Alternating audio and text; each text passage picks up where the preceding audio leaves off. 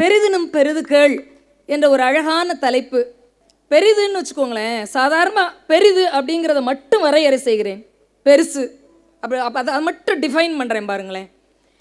யாரோ ஒரு இருவருக்குள்ளே ஏதோ ஒரு பகிர்தல் நடக்கும்போது, சின்ன பிள்ளையிலேருந்து அப்பா ஒரு லட்டு கொடுத்தாங்கன்னு வச்சுக்கோங்களேன், இல்லை ஒரு ஆப்பிள் கொடுக்குற ஏதோ ஒரு பழம், அப்படி ரெண்டாக பகிர வேண்டிய சூழ்நிலை வரும்போது அப்படி பகிர்ந்து கொடுக்கும்போது யாருக்கு நீட்டுகிறோமோ அது பெருசாகவே தெரியும். ஒரு நிமிஷம் இதை நான் வச்சுக்கிறேன், இதை நீ வச்சுக்கோன்னு அந்த பிச்சை பங்கு அடுத்த ஆளுக்கு போகும். இப்போ அங்கே நீட்டும் போது இப்போ அது பெருசாக தெரியும், இது சிறுசாக தெரியும். இது கண் பார்வையிலே உள்ள கோளாறு. அடுத்தவங்ககிட்ட இருக்கிறது பெருசாகவே தெரிய ஒரு மன இயல்பு, அடிப்படை உளவியல். இது பெரிதுங்கிறது என்னதுன்னா, மனசு எதை போற்றுகிறதோ அதுதான் பெரிது. இன்னும் அழகாக சுவாரஸ்யமாக ஒரு விஷயம் சொல்லுகிறேன். சங்க இலக்கியத்தில் இருக்கக்கூடிய கடையேழு வள்ளல்களை ஒவ்வொரு நாளும் நீங்கள் பாட்டுடனும் படத்துடனும் போற்றிருக்கின்ற காரணத்தினால் சங்க இலக்கிய வரிகள் ஒன்றை சொல்லுகிறேன். ஒரு நூல் மானம் காக்கும், இன்னொரு நூல் மனம் காக்கும். மானம் காக்கக்கூடிய நூல் பருத்தி நூல், மனம் காக்கக்கூடிய நூல்கள் தான் உள்ளே இங்கே ஃபுல்லாக அடுக்கி வச்சிருக்கிறாங்க. இந்த இரண்டு நூல்களும் நம்மை வழிநடத்தி செல்லும். மனமும் மானமும் ரொம்ப முக்கியம். அதுதான் பெரிது. மானத்தை காப்பது பெரிது, மனத்தை காப்பது பெரிதினும் பெரிது. பாரதி சொல்லுகிறான், எது பெரிதோ அதைவிட பெரிதாக கேள் இறைவனிடத்திலே, அதைவிட பெரிதாக இறைவனிடத்திலே கேள் என்கிறான். சங்க இலக்கிய பாடல் வரி சொல்லுகிறது, பெரியோரை வியத்தலும் இளமே என்கிறது. யாரையும் பார்த்து அட்டே அப்பா இவ்வளோ பெரிய ஆளு, அட்டே அப்பா இவ்வளோ பெரிய பணக்காரரு, அம்மா எம்ட்டு அழகா இருக்காங்க, அடேப்பா பெரிய, அப்படியெல்லாம் வாயை பழக்க தேவையில்லையா. ஒவ்வொருவரிடத்திலும் ஒவ்வொரு தனித்திறமை இருக்கிறது. தனியாகத்தான் இருக்கக்கூடாது, தனித்திறனோடு இருக்கலாம். தனித்திறன் ஒவ்வொருவருக்குள்ளும் இருக்கிறது. யாரும் யாரை பார்த்தும் ஆச்சரியப்பட்டிருக்க ஒன்றும் இல்லை என்கிறான் தமிழன். பெரியோரை வியத்தலும் இளமே என்பது பெரிது, மிகப்பெரிய சிந்தனை. ஆனால் அடுத்த அடி போட்டான் பாருங்க, சிறியோரை இகழ்தல் அதனினும் இளமே. யாரையும் பார்த்து ஐயோ அப்படின்னு சொல்லி உன்னை தன்னிறக்கம் கொள்ளாதே, உனக்கு இன்ஃபீரியாரிட்டி காம்ப்ளெக்ஸ் வரக்கூடாதுன்னு ஃபஸ்ட்டு சொல்கிறாரு. இது பெரிய விஷயம். ஆனால் ரெண்டாவது பெரிதினும் பெரிதாக உன்னை சொல்லுகிறாரு. இன்ஃபீரியாரிட்டி காம்ப்ளெக்ஸை விட மோசமானது சுப்பீரியாரிட்டி காம்ப்ளெக்ஸு, எல்லாரையும் விட நான் பெரிய இதுன்னு நினைக்காதங்க. தமிழ் கூறுகிறது. யார் தமிழர் தெரியுமா? தமிழ் பேசுகிறவர்களெல்லாம் தமிழர் இல்லை நண்பர்களே. யார் தமிழுக்காக பேசுகிறார்களோ அவர்கள் மட்டும்தான் தமிழ். நிறைய பேர் பேசுவதனால் தமிழ் சிறந்த மொழி இல்லை. தமிழ் நிறைய பேசுகிறது, அதனால் தான் அது சிறந்த மொழி. நம்முடைய சங்க இலக்கியத்திலே முப்பாட்டன் சொல்லி இருக்கிறான், எது பெரிதுன்னு நினைக்கிறியோ அது பெருசு இல்லைப்பா, இதெல்லாம் என்ன அப்படின்னு எதை சிறுசுன்னு நினைக்கிறியோ அதுதான் பெரிது என்கிறார். பாரதி அதைத்தான் கேள் என்கிறான். நான் சொல்கிறேன், இன்னும் புரிகிற மாதிரி சொல்கிறேன். சின்ன பிள்ளைகளுக்கு இலக்கண பிழை இல்லாமல், இது மயங்கொலி பிழைகள் இல்லாமல் எழுதும்போது ஆசிரியர்கள் சொல்லி தருவார்கள். குறிப்பாக நான் சொல்லி தருவேன் என் பிள்ளைகளுக்கு. பெருசுக்கெல்லாம் சிறுசு போட்டுக்கோ, சிறுசுக்கெல்லாம் பெருசு போட்டுக்கோம்பேன். யார் வல்லினர் அகரத்தை பெரிய ராணானோ இடையினர் அகரத்தை சின்ன ராணான்னு சொல்லி தந்தாங்க தெரியல. ஆனால் நம்ம அப்படி தான் சொல்கிறோம், அது பெரிய ராணா இது சின்ன ராணான்னு. பிழை இல்லாமல் இருக்க வேண்டும் என்றால் பெரிது என்று எழுதும் போதெல்லாம் சிறிது போடுங்கள், சின்ன ராணா போடுங்க. சிறிது என்று எழுதும் போதெல்லாம் பெரிய ராணா போடுங்க. பெருசுக்கெல்லாம் சிறுசு போடு, சிறுசுக்கெல்லாம் பெருசு போடு, பிழை வராது. பேருந்து என்று சொல்லி பாருங்கள், ரகரம் சிறுசு தான் போடணும். சிற்றுந்துன்னு சொல்லுங்க, பெரிய ரகரம் போடணும். எரும மாடுன்னு எழுதுங்க, சின்ன ராணா போடணும். எறும்புன்னு எழுதுங்க, பெரிய ராணா போடணும். பறவைன்னு சொல்லுங்க, பெரிய ராணா போடணும், சிறுசு பேர்ட். பறவைன்னு சின்ன ராணா போடுங்க. இந்த உலகத்திலே 4/3 பாகம் தண்ணீர் இருக்குது இல்லையா, அந்த கடலுக்கு சமுத்திரத்துக்கு பேர் பறவை. சின்ன ராணா போட்டால் கடல். எதெல்லாம் சிறுசுன்னு நீங்கள் நினைக்கிறீங்களோ அதெல்லாம் பெருசு, எதெல்லாம் பெருசுன்னு நீங்கள் நினைக்கிறீங்களோ அதெல்லாம் சிறுசு. நல்லவை செய்தலும் அல்லவை கடிதலும் தமிழர்களுடைய தனிப்பெரும் குணம் என்று பேசுகிறது தமிழ் இலக்கியங்கள் பேசுகிறது, புத்தகங்கள் பேசுகிறது. ஆகச் சிறந்த ஆளுமைகள் சொல்லுகிறார்கள். அது என்னது நல்லது கடிதல்? நல்லதை செய்யணுமா, அது பெருசு. எதா இருந்தாலும் நீங்கள் நல்லது செய்து பழக வேண்டும். எதா இருந்தாலும் நல்லது, அது பெரிய விஷயம். ஆனால் அதுக்கு அடுத்த முக்கியமான விஷயம் எது தெரியுமா? அல்லது கடிதல் என்கிறார். எது கெட்டதோ அதை விட்டுறணும், அதுதான் பெரிதினும் பெரிது. அறம் என்ற சொல்லுக்கு பொருள் என்ன தெரியுமா? அறம் என்பதை ஆளாளுக்கு அவரவர்களுக்கு போக்கிலே அவரவர்கள் கோணத்திலே வரையறுத்து கொண்டே போவார்கள். அறம் என்பதற்கு இலக்கணம் பரிமார் கலைஞர் உள்ளப்பட்ட மிகப்பெரிய தொல்காப்பியர் உள்பட்ட ஆட்கள் எப்படி விளக்கம் சொல்லுகிறார்கள் தெரியுமா? அறம் என்பதை அரு அம் என்று பிரிக்க வேண்டும். அம் என்பது விகுதி. அருனா தேவையில்லாத வெட்டி தள்ளுறது தான் அறமா. எது பிழையோ, எது தவறோ, எது சரியில்லாததோ அதெல்லாம் வெட்டுறது தான் அறம். அப்போ ரொம்ப முக்கியம் எது? நல்லவை செய்தல் பெரிது, அல்லவை கடிதல், கெட்டதை வெட்டுறதும் பார்த்தீங்களா, அது பெரிதினும் பெரிது. ரொம்ப முக்கியமான விஷயம். நிறைய பெரிது இருக்குது. அறிவாய் பேசினால் பெரிது, பெரிய விஷயம்.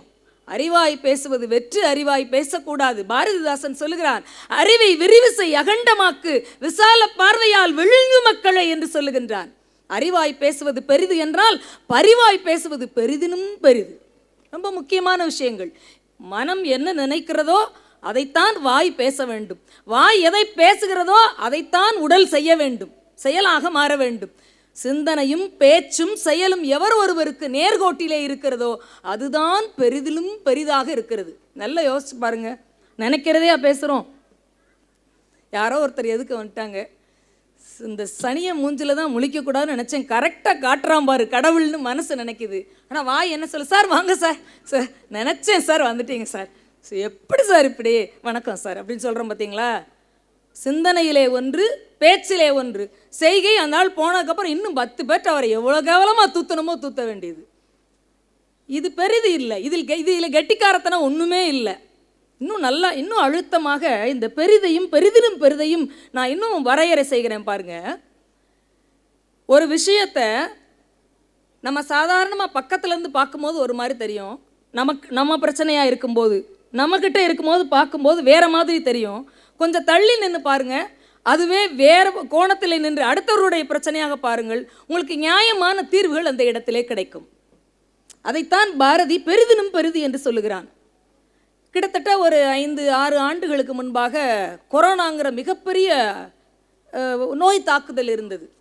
நினச்சி கூட பார்த்துருக்க மாட்டோம். நம்மளுடைய வாழ்க்கை இப்படியெல்லாம் சுத்துமா அப்படின்னு. ஒரு 5-6 வருஷத்துக்கு முன்னாடி கடகண்ணி இல்லாமல் போகுமா, பேருந்து நிலையங்களிலே கூட்டம் இல்லாமல் போகுமா, வீடுகள் அடைக்கப்பட்டிருக்குமா, பயந்து பயந்து வெளியே வந்து எட்டி பார்த்துருப்போமா, யாருமே இல்லை. ஆனால் யாரை பார்த்தாலும் பயமாக இருந்தது.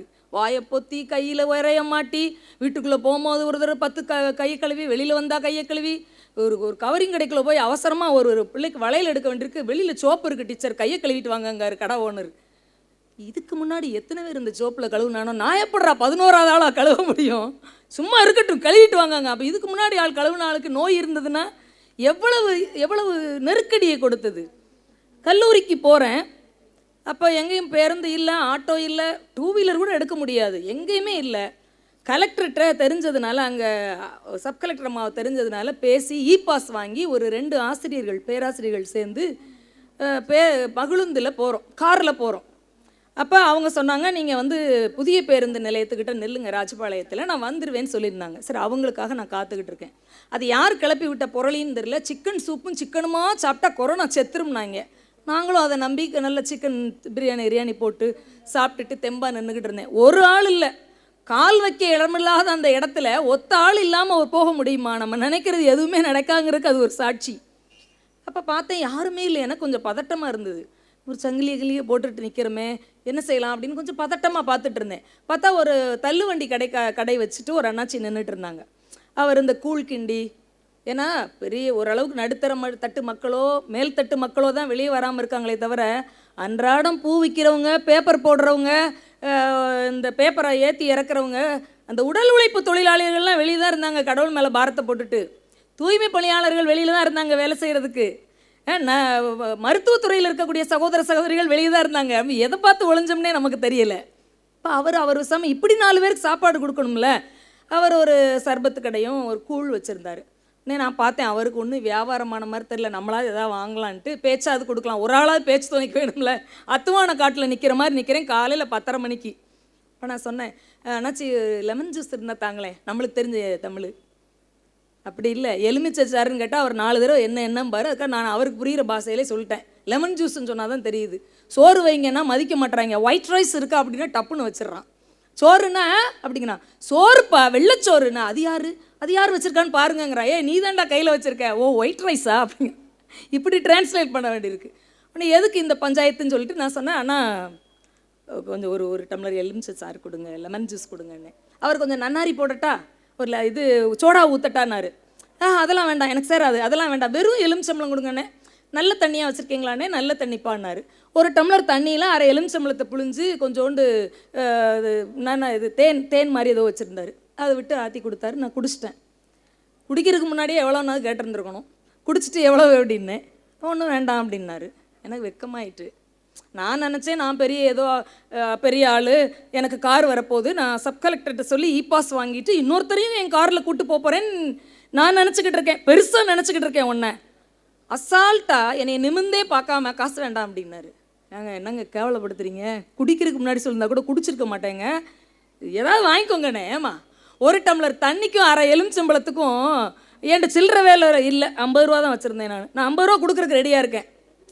யோசிச்சு பாருங்கள். பெரும்பாலும் நம்ம கை மேலே இருந்தால் கொஞ்சம் மன மேட்டிமை வந்துடுது. அது எதை பெருசு நினைக்கிறீங்களோ அது அநியாயத்துக்கு சின்னத்தனமான விஷயம் என்பதை தயவுசெய்து புரிய வைக்க வேண்டும் என்பதைக்காக இந்த மேடையை நான் பயன்படுத்தி கொள்கிறேன். அப்போ எனக்கு வெக்கமாயிருச்சு. இல்லை வச்சுக்கோங்க அப்படின்னு.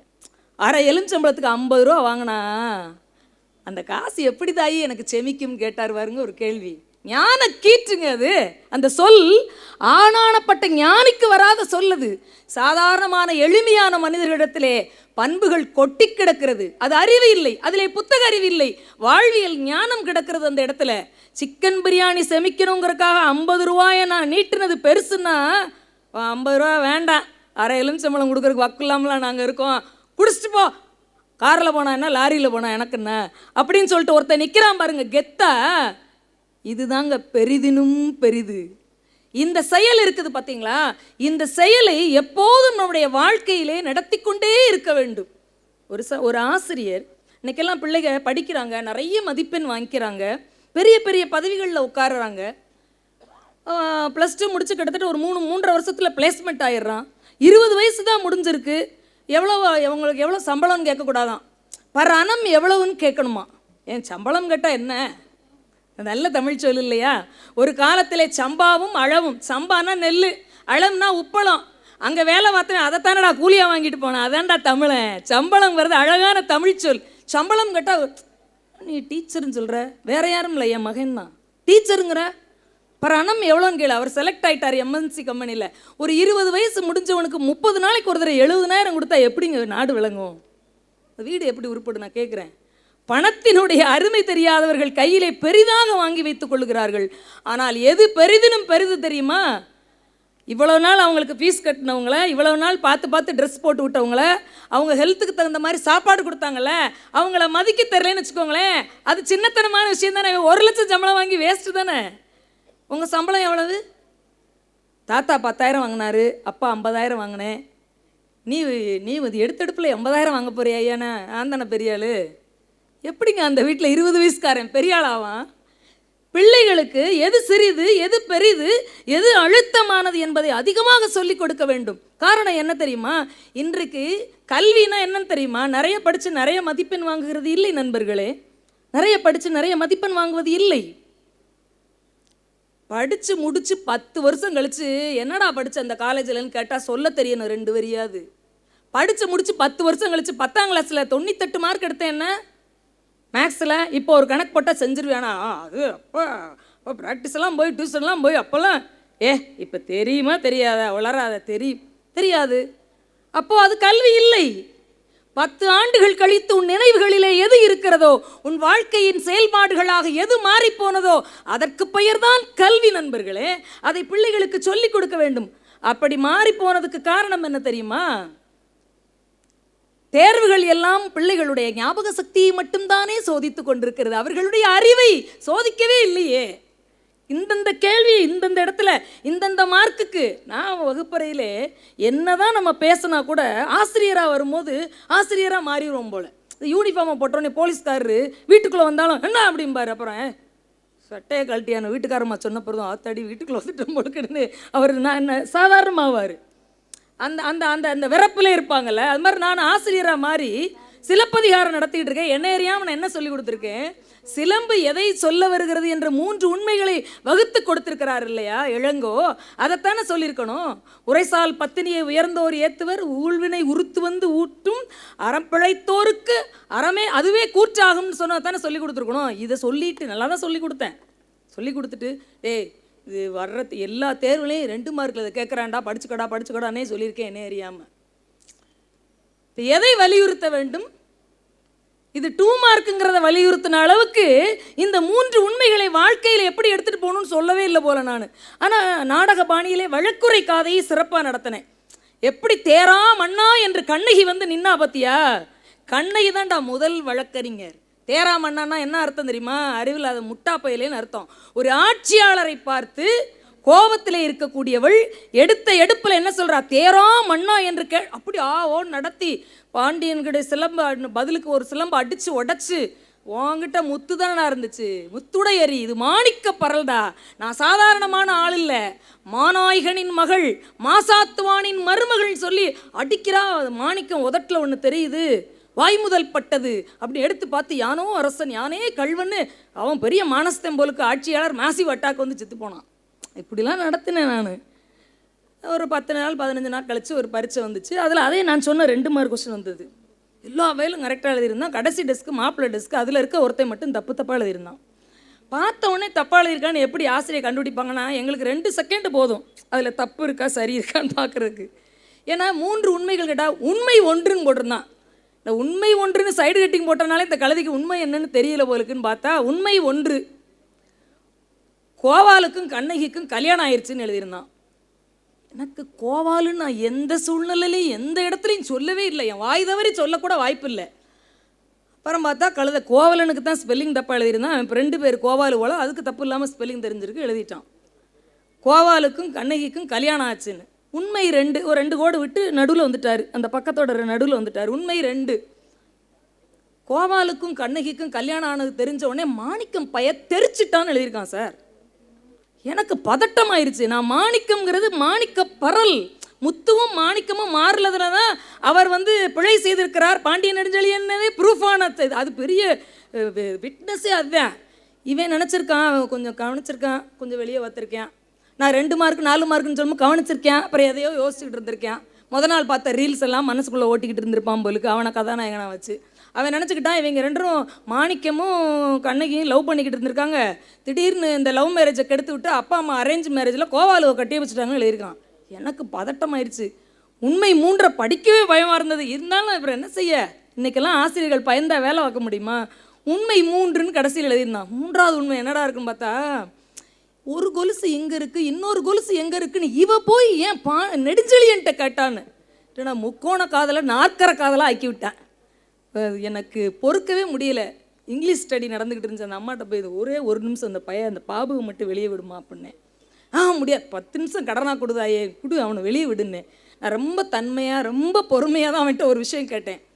எடா எழுதியிருக்கேன் இப்படிலாம் நான் சொல்லவே இல்லையடா அப்படின்னேன். இல்லை, எனக்கு என்ன பெரிய மகிழ்ச்சின்னா எந்த இடத்துலையும் எழுத்து பிழை இல்லை, பேரை தான் மாற்றிருக்கான், கதையத்தான் மாற்றிருக்கான தவிர ஒற்று பிழையோ எழுத்து பிழையோ தொடரமைப்பு இலக்கண பிழையோ இல்லவே இல்லை. இவ்வளோ நல்லா எழுத தெரியுது, நான் பாடம் கவனிக்காமல் இருந்திருக்கேனடா. ஆமாம்மாண்ணா, போடா நாளைக்கு வரும்போது கவிதை எழுதிட்டு வாண்ணே. உனக்கு யாரை பிடிக்கும்ண்ணா? எங்கள் அம்மா அண்ணா. நானாடாண்ணே?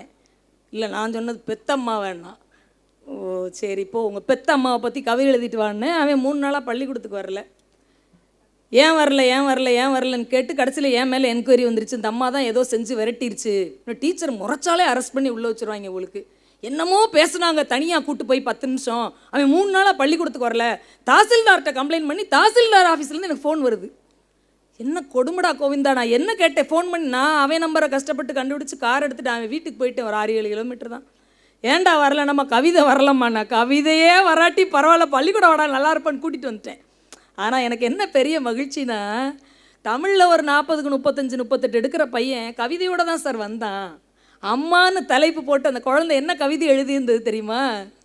அம்மா என்று சொன்னவுடன் வார்த்தைகளே இல்லை, நெஞ்சமெல்லாம் நிறந்து கண்ணீர் மட்டும்தானே வருகிறதுன்னு எழுதியிருந்தான்.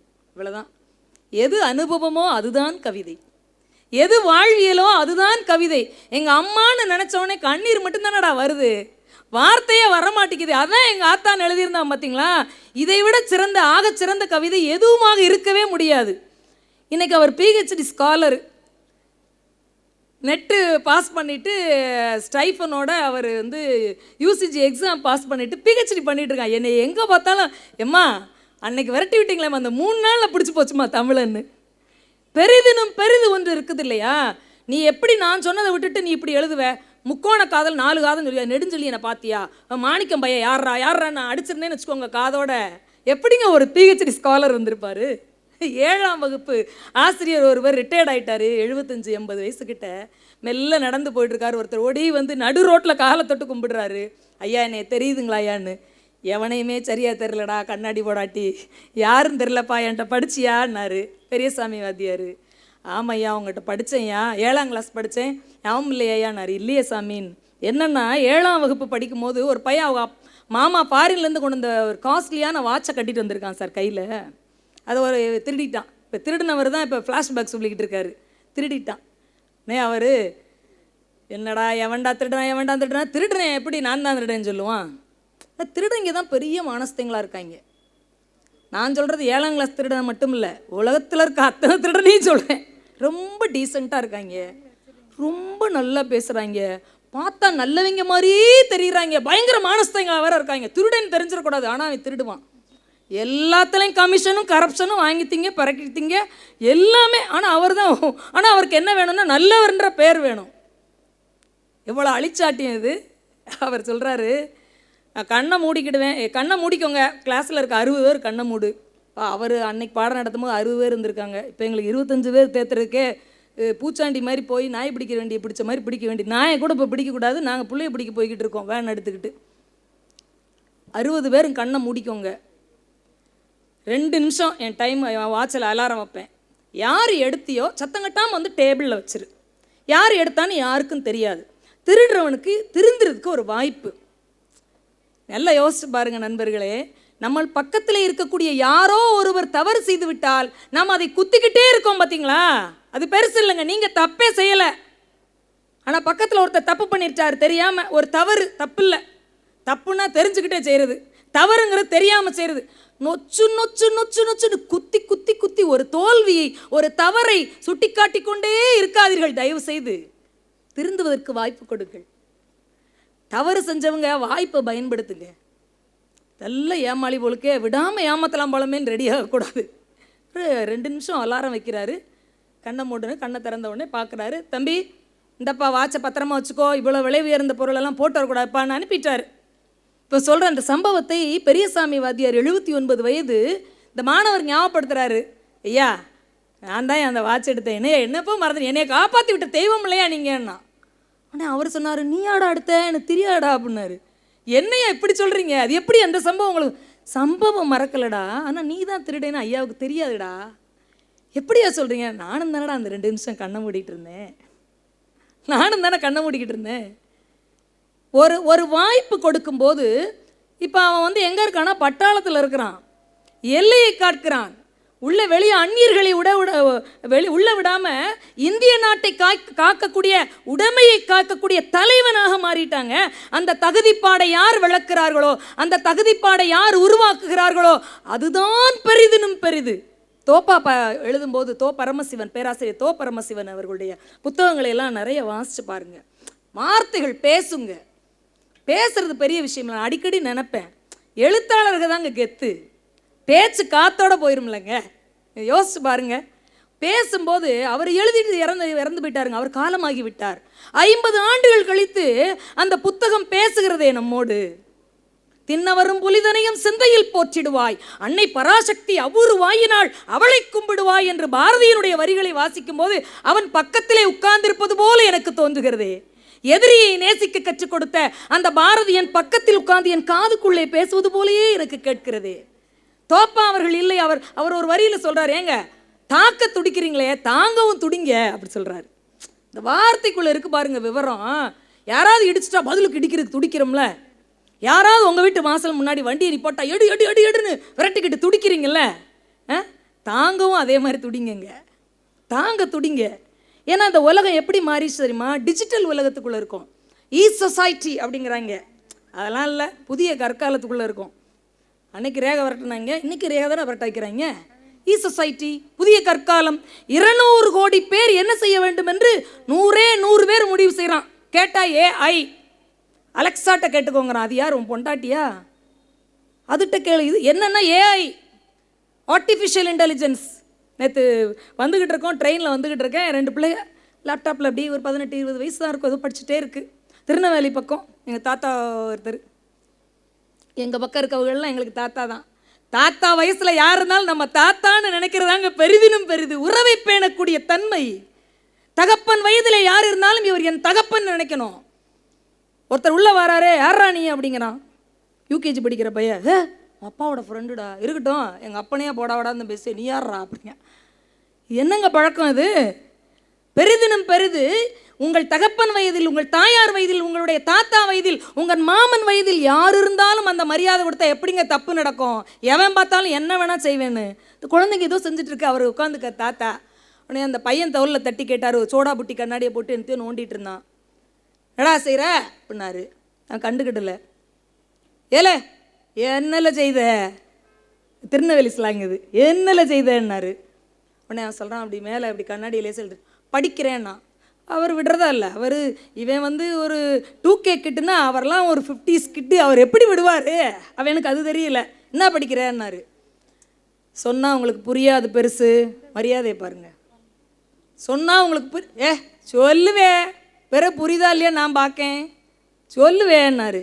உடனே அவன் சொன்னால் ஏஐடிஎஸ்னா. அப்படின்னா அதான் சொன்னேன்ல, நான் சொன்னால் உமக்கு புரியாதுன்னு அப்படின்னா.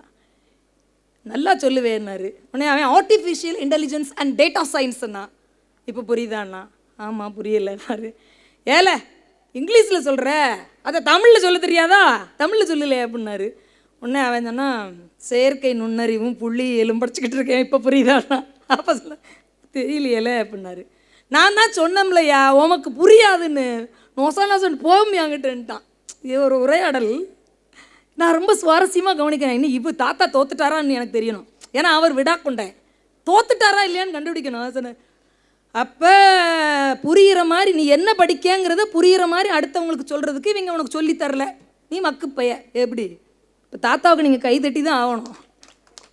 எனக்கு கட்டி பிடிச்சிக்கிட்டு போல இருந்தது. அவரை கேட்டார் என்ன ஒரு பெரிய அந்த கேள்வி அந்த இளைஞனுக்கும் அந்த யுவதிக்குமான கேள்வி இல்லை நண்பர்களே.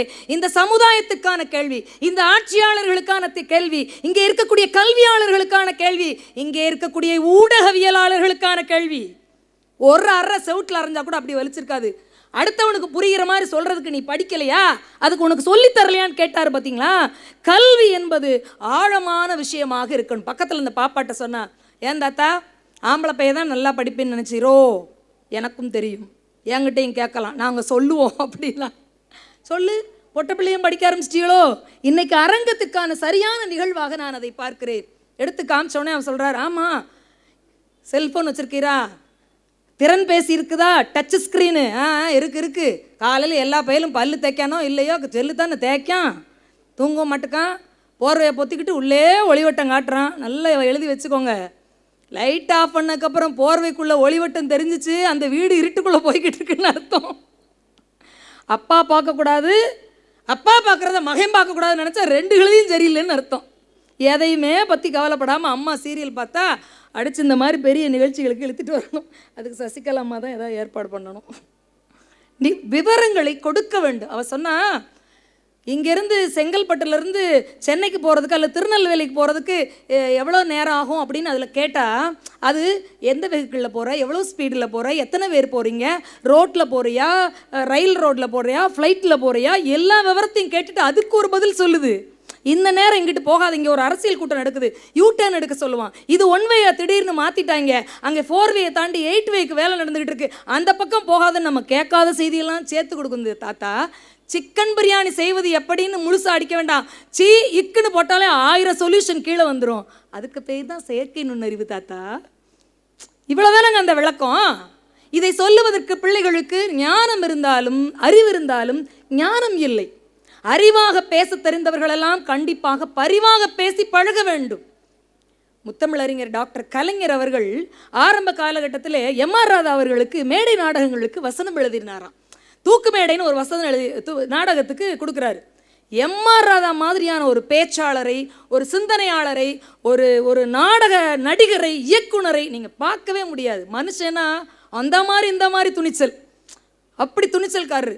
எழுதி கொடுத்ததை விட்டுட்டு அவராக நிறையா வேறு பேசுவார்.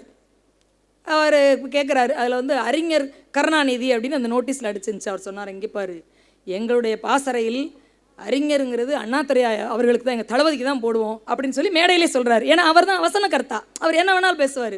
ஆனால் எம்ஆர் ராதா வசனத்தை விட்டுட்டு எதை வேணாலும் கேட்பார், தைரியசாலி. மேடையிலே கிட்டத்தட்ட ஆயிரக்கணக்கான மக்கள் மத்தியில் கேட்குறாரு. அப்போ தளபதின்னு அறிஞர் அண்ணாவுக்கு போடுவாங்களாம். தளபதின்னு முதல்ல போட்டது அறிஞர் அண்ணாதுரை அவர்களுக்கு தான். எங்கள் தளபதி அப்படிங்கிறார் கருணாநிதி. அப்போ இவர் சொல்கிறாராம், உங்கள் தளபதி எந்த போருக்கு தளபதி, என்னத்தையா வாயில் வந்து சொல்லாத கருணாநிதி அப்படின்னாராம் நடிகர்கள். உடனே அவர் யோசிக்காமல், அடுத்த செகண்ட் யோசிக்காமல் முத்தமிழறிஞர் சொல்லுகிறார், எல்லா போருக்கும் அவர் தான் தளபதி. வீரர்களை விட தொண்டர்களுக்கு படை தாங்குவது பெரிய விஷயம் இல்லையா? வீணை வாசிக்கப்படும் போதும் அது வீணை தான், உரையில் இருந்தாலும் அதுக்கு பெயர் வீணை தான், போர் நடந்து கொண்டிருக்கும் போது இருந்தாலும் அவர் தளபதி தான், தம்பிகளுக்கு அண்ணனாக இருக்கும் போதும் அவர் தளபதி தான் சொல்லி முடிச்சாராம். அந்த நாடகம் முடிஞ்ச உடனே தான் எம்ஆர் ராதா அவர்கள் இவருக்கு அறிஞர் என்ற பட்டத்தை அண்ணாவிடமே இருக்கட்டும், அவரே வைத்துக்கொள்ளட்டும், இன்று முதல் நீர் கலைஞர் என்று சொன்னாராம். அப்போ இருந்து தான் கலைஞர் கருணாநிதி என்றதை எழுதினார்கள். அவர் ஒரு இடத்துல சொல்கிறாரு, நிறைய பேர் ஆகச்சிறந்த சிந்தனையாளர் சொல்கிறாங்க, நீங்கள் ஏங்க இவ்வளோ நெகட்டிவாக பேசுகிறீங்க, நீ இவ்வளோ அறிவை வச்சுக்கிட்டு உங்களை எல்லாரும் வைறாங்களே, எதுக்கு திண்டுக்கு முண்டுக்கா பேசுகிறீங்க, ராமாயணம்னா நீங்கள் கீமாயணம்னு சொன்னாராம். அப்படி இல்லை. ஒரு தனி மனிதனாக 10ல் ஒரு ஆளா வெந்ததை தின்றுவிட்டு விதி வந்தால் சாவோம் என்று எவன் இருக்கிறானோ அவன் பலம் வெளியே தெரியும், பலவீனத்தை ஒழித்துக் கொள்ளுவான். மனிதனுடைய இயல்பு பாருங்க, பலத்தை வெளியே காட்டுவானா, அப்படி பராக்கிரசாலி எல்லாம் இப்படி செஞ்சிருவேன்னு, ஆனால் அவனுடைய பலவீனத்தை ஒழித்துக் கொள்ளுவான். நான் 10ல் ஒரு ஆள் கிடையாது, நான் வெந்ததை தின்னுட்டு விதி வந்தா சாகக்கூடிய ஆள் இல்லை, நான் 1000ல் ஒருவன் இல்லை, நான் 1,00,000ல் ஒருவன். என் பலம் தருகின்ற பொழுது என் பலவீனமும் பொதுமக்களுக்கு தெரிய வேண்டும், திறந்த புத்தகமாக நான் இருப்பேன்னு சொன்னார். பார்த்தீங்களா? இது பெரிதினும் பெரிது, இது வீரம் அல்ல, இது தீரம். நல்லா யோசிச்சு பார்த்தீங்கன்னா நிறைய விஷயங்களை நாம் ரொம்ப சுமூகமாக அணுகும்போது எது சரி எது தப்புங்கிறது தெரியும். நிதானப்படணும். பாரதி சொல்லுகிறார், அன்பு செய்யணும், தெய்வம் உண்மை என்று தான் உணர வேண்டும் என்று 2வது வரியில் வைப்பார். முதல் வரியில் என்ன சொல்வார் அப்படின்னா, எல்லாரையும் நேசிக்கணுங்கிறார். அப்போ அந்த இடத்துல அந்த இடத்துல யார் வாழ்வா? அந்த இடத்துல தெய்வம் வாழும். அப்போ முதல்ல தெய்வத்தை பற்றி சொல்லவே இல்லை, நீ அன்பாயிரு, அந்த இடத்துல யார் வாழ்வாவான்? தெய்வம் வாழும் என்கிறார். ஆனால் அதுக்கப்புறம் வந்த பாரதிதாசன் என்ன சொல்கிறாரு, உடைகளுக்கும் தோழனை கடவுள் தான் முன்னேற்றுமோ அவன் கழுதை தான் முன்னேற்றுமோங்கிறார். அசால்டா உழைக்கிறவனை மதிக்க பழகுங்கடா, எது உனக்கு உதவுகிறதோ அதுதான்டா கடவுள்னார். இவரை பின்பற்றினாலும் தனக்கென ஒரு தனித்துவத்தை வைத்து கொண்டார். பக்கத்தில் இருப்பவர்களை எப்போது நாம் நேசிக்க ஆரம்பிக்கின்றோமோ அப்போது நாம் நம்மை அறியாமல் பெரிதினும் பெரியவர்களாகி விடுகிறோம். நம் சிந்தனையிலே பெரியவர்களாக, நம் பேச்சிலே பெரியவர்களாக, நம் செயலிலே பெரியவர்களாக மாறிவிடுகிறோம். பெருந்தலைவர் காமராசர் அவர்கள் முதலமைச்சராக இருந்தபோது டாக்டர் ராதாகிருஷ்ணன் அவர்களுக்கு சுகமில்லை. நம்முடைய முன்னாள் ஜனாதிபதி இருக்கிறார் இல்லையா, டாக்டர் ராதாகிருஷ்ணன் ஆகச்சிறந்த எழுத்தாளர், ஆகச்சிறந்த மேதை. யாராக இருந்தாலும் முதுமை வருகின்ற பொழுது அந்த இலை பச்சையாக இருந்தாலும் பழுத்து பின் உதிரத்தான் தயாராகும், அதைத்தான் ஏற்றுக்கொள்ள வேண்டும். அதனால தான் மனுஷங்க யார் மாதிரி இருக்கணும் தெரியுமா? காலத்தை போல நேர்மையாக இருக்க வேண்டும். எவனுக்காகவும் நிற்காது, போயிட்டே இருக்கும். காலத்தை போல நேர்மையான மனிதனாக நாம் வாழ வேண்டும். பெரிதினும் பெரிது நேரத்தை பயன்படுத்திக்கோ, நேரத்தை வீணாக்கிடாது, அப்படியெல்லாம் ஒன்றும் இல்லை. நேரத்தை வீணாக்க முடியாது, நேரத்தை சேமிக்கவும் முடியாது. நேரத்தை மேலாண்மை செய்து பழகிக் கொள்ளுங்கள். அது போவதற்குள் எதை வேண்டுமானாலும் செய்து முடித்துக் கொள்ளுங்கள். அவருக்கு சுகமில்லாமல் போயிடுச்சு. அப்போ முதல்வராக இருக்கிறார். சொல்கிறாங்க, இருக்கிறதுலே மெட்ராஸ் சிட்டியில் தான் நல்ல அட்வான்ஸ்டு டெக்னாலஜி உள்ள நிறைய ஹாஸ்பிட்டல்ஸ் இருக்குது, நிறைய மருத்துவமனைகள் இருக்குது, பிறந்த வல்லுநர்கள் இருக்கிறார்கள். அப்போ அவங்க சேர்ப்போங்கிறாங்க. இல்லை காமராஜர் மறுக்கிறார், அனுமதி மறுக்கல்ல, அவர் அங்கே கொண்டு போங்க, எங்கே தெலுங்கு தேசத்துக்கு கொண்டு போங்க, ஹைதராபாத் எடுத்துகிட்டு போங்க, அங்கே போங்க தெலுங்கு. இன்னும் எல்லோரும் கோவப்படுறாங்க. தாள் முரட்டு பிடிவாதம் பிடிப்பார், படிச்சிருந்தா தானேன்ட்டாங்க டப்புன்னு. எதை வைத்து கொண்டாடி கொண்டிருக்கிறோமோ, நமக்கு வேண்டிய நிகழ்வு, நம்மளுக்கு வேண்டிய வேலை ஆகலைன்னா டப்புன்னு அதை வச்சு அடிச்சிருவோம் ஆட்களை. அப்படி செய்யக்கூடாது, அதை பாடமாக எடுத்துக்கொண்டு போக வேண்டும், அப்படி செய்யக்கூடாது. அப்படி சொன்னாங்க நிறைய பேர். ஏன் அப்படி சொல்கிறீங்க? ஆனால் ரொம்ப அழகாக படிக்காத மேதைன்னு சும்மா சொல்லலை, அவரை மேதைத்தன்மை உடையவர். அவர் சொல்கிறாரு, 1000 புத்தகங்கள் எழுதியிருக்கிறாரு, அழகாக ஆங்கிலத்திலும் தமிழிலும் பேச தெரியும். ஆனால் டாக்டர் ராதாகிருஷ்ணன் அவர்களுடைய தாய்மொழி தெலுங்கு. மனிதன் நினைவு தப்பி இருக்கிறார். முதுமையிலே இருக்கிறார். என்ன கேள்வி கேட்டாலும் தெலுங்குல தான்டா பதில் சொல்லுவார். இங்கே இருக்கக்கூடிய வல்லுநர்கள் எல்லாம் தமிழோ ஆங்கிலம் தெரிந்தவர்கள், அவருக்கு தெலுங்கு தெரியாது, அங்கே கொண்டு விடு அழகாக காப்பாற்றிடுவாங்கன்னு சொல்லி கொண்டு போய் விட்டார். பார்த்தீங்களா? இந்த சமயோஜித புத்தி, இந்த மேதைத்தன்மை ஒரு மனிதனுக்கு எப்படி வரும் தெரியுமா? அடுத்தவர்களை எவன் ஒருவன் நேசிக்கிறானோ, அடுத்தவர்களை எவன் ஒருவன் அலட்சியப்படுத்தவில்லையோ, எவன் ஒருவன் நினைக்கிறதை பேசுகிறானோ, பேசுகிறதை செய்கிறானோ, அவனால் மட்டும்தான் மனம், மொழி, மெய்யை நேர்கோட்டிலே வைத்துக்கொண்டு எவன் ஒருவன் பயணிக்கிறானோ அவன்தான் இந்த உலகத்திலே பெரியவனிலும் பெரியவனாயிருப்பான். பாரதி இதைத்தான் சொல்லுகிறான்.